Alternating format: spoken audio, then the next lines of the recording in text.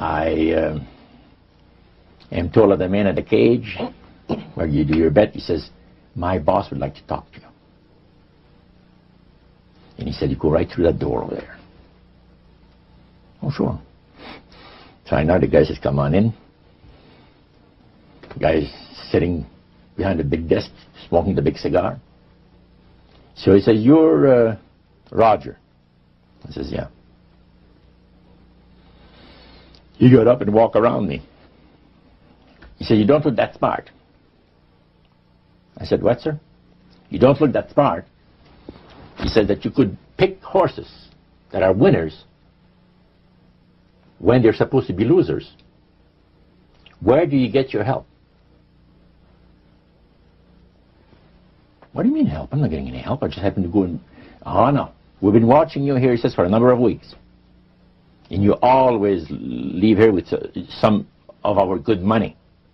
And I'll tell you, buddy, if you want a list of all the bookies in Montreal, I'll give you a list of them. But he says, I want you out of here. And don't show up again. Because somebody's going to put a... You know what I mean. I said, okay, sir, I won't be back again. So it's a tough business, being gambling. So even with the spirit's help, it was tough. Yeah. Well, it's stuff he's going to shoot you, yes. Yeah. The high priest would say a number of things to you when you were in these praise services, and you went to a number of them over a period of time. Mm-hmm. Talked about the issues of the great conflict. You've already touched on that a little bit. I want you to follow up on that a little bit more, Roger. Some of the things that you wrote in your book, Trip into the Supernatural, sounds a whole lot like what we as Christians today know as the Great Controversy. Mm-hmm. What were some of the things that he told you there? Well, he says that there's a great controversy going on between the force of good and evil, between Christ and Satan. And they always praise the great master, Satan, as a super intelligent being that he is, beautiful to behold, and if he ever appears to you, you won't be able to look upon him because it'll be too bright. It'll just ruin your vision. The high priest said he was in Chicago, and the spirit appeared to him and said, Morneau and his buddy, George, has invited them to the service, and the fellow that is in charge while you're away says that he's going to wreck all the work that the spirits have done for the last few years to get these people into the society. So the high priest, which is in Chicago, picks up the phone and calls, and the spirit appeared to him, and he said the angel was so bright that he could not look upon him. And he says after he picked up the phone to dial, he couldn't dial the phone because of the fact that his vision was so terribly blurred by the light, the beautiful light of the bright being. And he asked, dial 0, and the operator came on, and she had to, dial for him. And they talk about many, many things in regards to, who's going to win this conflict. Any discussion about fire and brimstone? Yes. He says, the Bible people, talking about the Christians, they read in the Bible that, we're all going to land in a lake of fire and this and that. So that's baloney. He says the conflict is going to end peacefully. Christ is going to realize that he might as well abdicate the rights of this planet, take his few people on with him to his planet in the center of the galaxies, and we will be left with a master who will resurrect all his people that will be as numerous as the sand of the sea. See? And the master will rule forever and ever and ever. A happy people. And he named some of the people that's going to be there. I don't want to mention the names because they're known to history. Yeah. So that was quite impressive. Did you always feel, Roger, that these people were telling the truth? Oh yes, yeah. They really had things down straight. But I was not satisfied with the answers. And there was something, and I understand now it was the Spirit of God saying, hold back, fellow, hold back. And the priest had talked about us thinking seriously about being initiated into the their cult. Right. So they let you come to sort of take a look-see, but you can't go back for several months. Oh, yeah. It's not a matter of whether you're going to be initiated or not. It's when. Okay. You see? So they begin to press you for a commitment. So the priest said, look, fellas, I'm not going to pressure you into anything, okay? But I want to show you what the spirits can do for a devoted servant.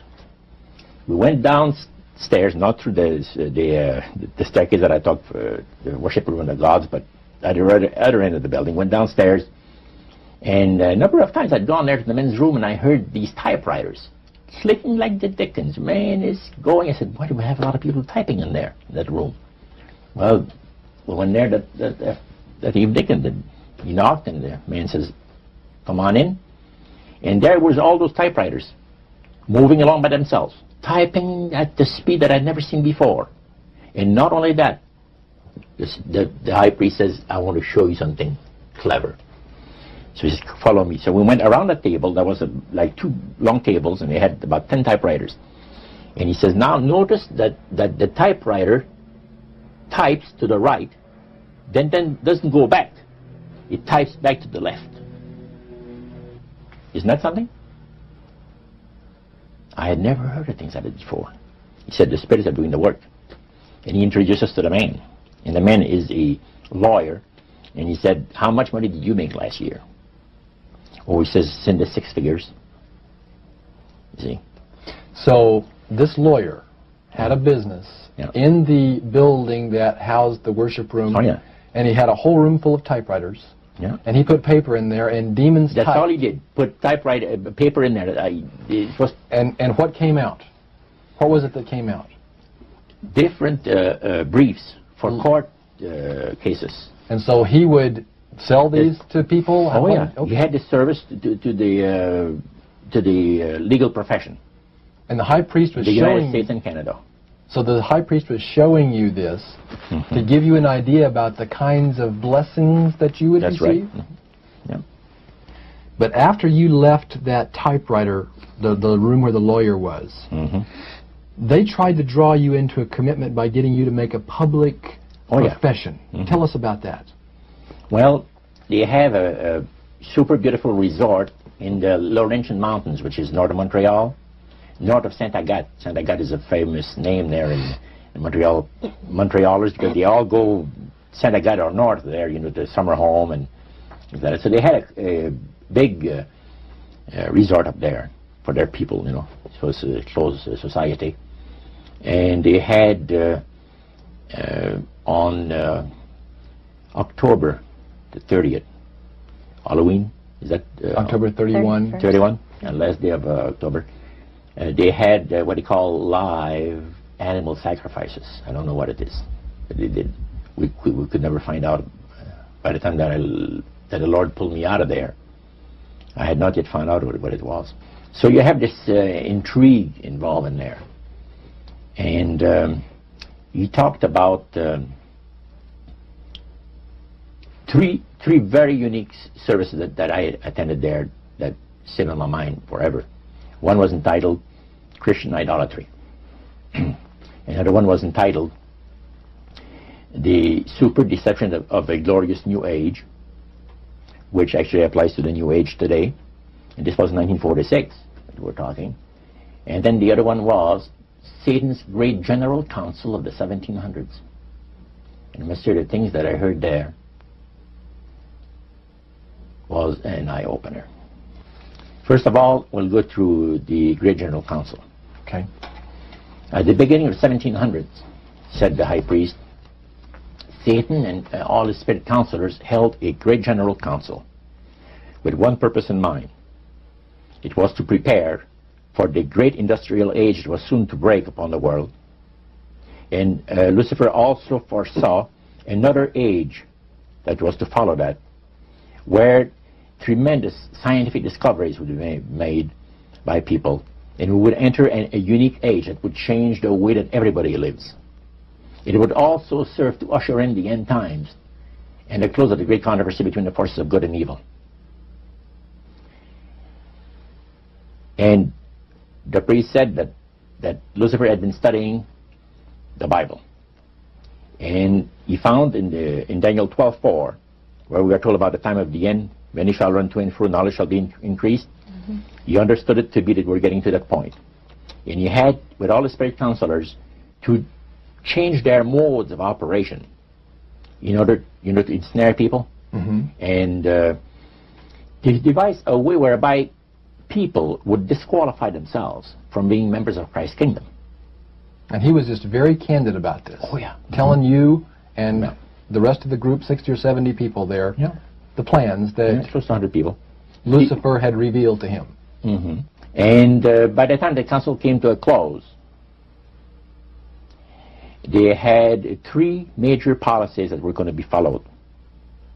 First, they were to see to it that humans would be made to believe that Satan and his angels do not really exist.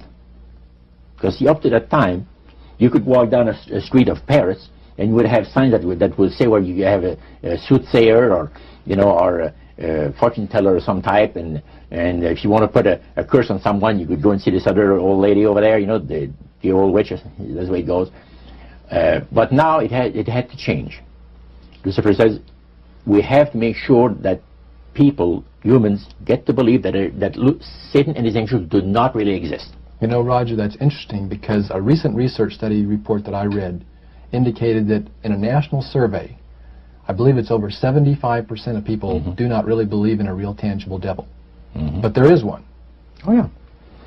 Now, the next thing, the three parts policy that they had adopted there, the second one was to find a way of being able to get total control of people's minds. And that would be done by taking hypnotism out of the realm of the occult and introduce it as a new science for the benefit of mankind. So part of what the high priest told you was Satan's strategy to take total control of people's minds. They felt that by taking hypnotism out of the realm of the occult and introducing it as a new science for the benefit of mankind, they could then use people of great renown, educators, people of capacity, that would do great things, such as supposedly regress people in time to former lives that they had. And of course, after the session is over, the person would not know a thing about ancient history, and the person that she or he has talked about performing, certain deeds, we'll say 3,000 or 4,000 years ago. But this was their strategy. Now, what this would do for the thing is this, that it would create in the minds of the general public, solidly set in the mind of the general public, an unwavering trust in that great deception. In other words, people could, they would believe it. This person was hypnotized, was regressing time to, former lives, and did this and did that, and no deception. Maybe Alexander the Great, we'll say, and some of the generals and people like that. And the person, after the session is over, comes out of hypnotism, and he or she doesn't know what she's talking about. So now this would be a way of dechristianizing the Western world through the avenue of mysticism. Now the time came when Lucifer decided that he had to choose a person to initiate this thing. And Franz Mesmer, which was an Austrian physician, was chosen. Because the priest told you all of this? Oh, yeah. Okay. Because he was most capable. Mesmer originated a theory called animal magnetism, later on named mesmerism. Mesmer was led by the spirits to believe, and this is what the priest said, was led by the spirits to believe that certain persons have a magnetic influence within themselves, so to speak, that would cause them to have great power over other persons, even to the point of placing them into a trance.